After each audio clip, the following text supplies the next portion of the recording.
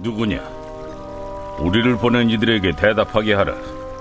너는 내게 대하여 무엇이라 하느냐? 나는 선지자 이사야의 말과 같이 주의 길을 곧게 하라고 광야에서 외치는 자의 소리로라.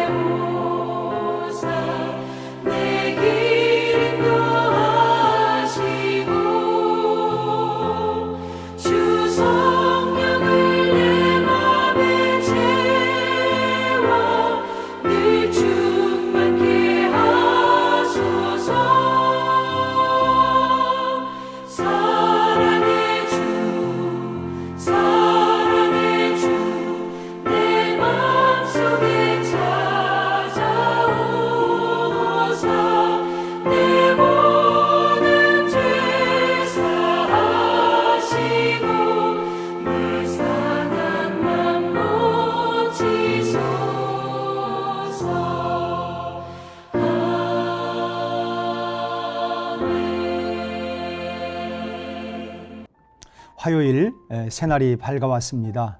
오늘도 주님과 함께 승리하는 복된 날이 되시기를 축복합니다.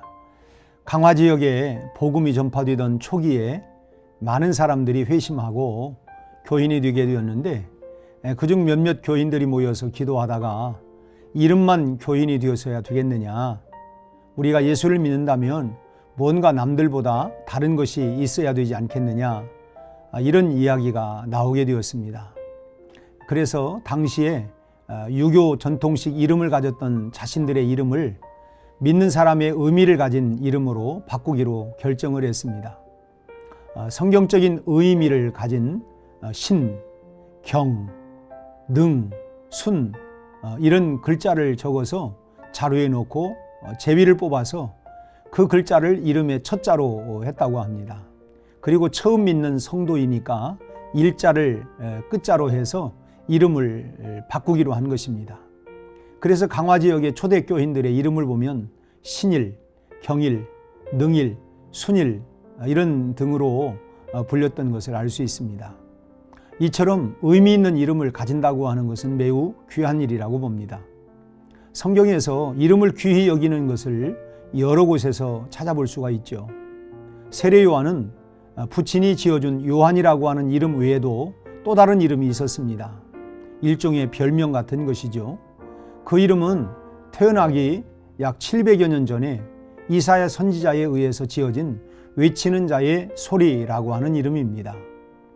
요한이라고 하는 이름은 여호와께서 사랑하시는 자라고 하는 뜻인데, 요한의 삶을 살펴보면 오히려 요한이라고 하는 이름보다는 외치는 자의 소리가 그에게 훨씬 더 걸맞습니다.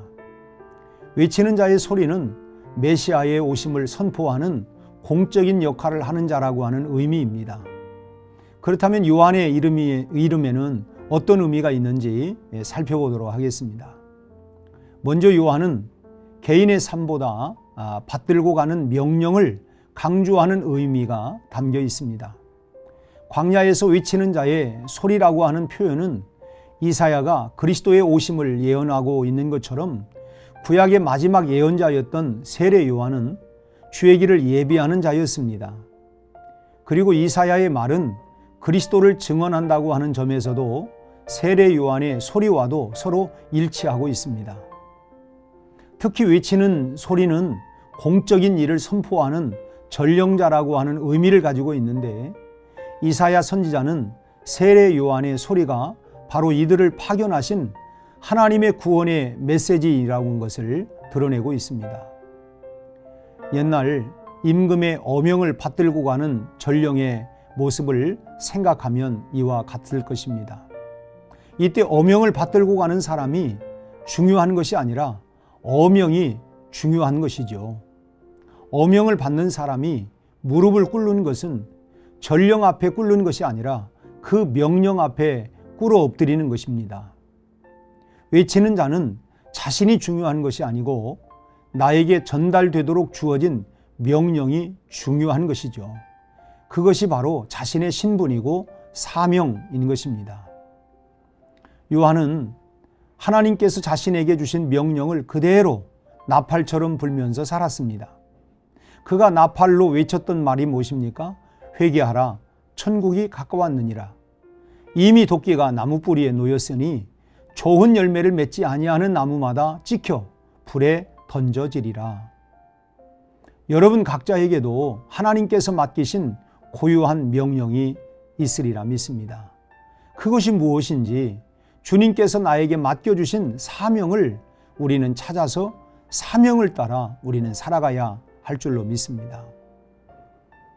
둘째로 외치는 자라고 하지 않고 외치는 자의 소리라고 이렇게 표현한 이유는 소리, 다시 말하면 메시지는 큰 힘을 가지고 있으면서도 그 실체는 없기 때문입니다. 우리가 역사를 보면 말 한마디에 사람이 죽기도 하고 살기도 하고 역사가 뒤집어지기도 하는 것을 우리는 보아왔습니다.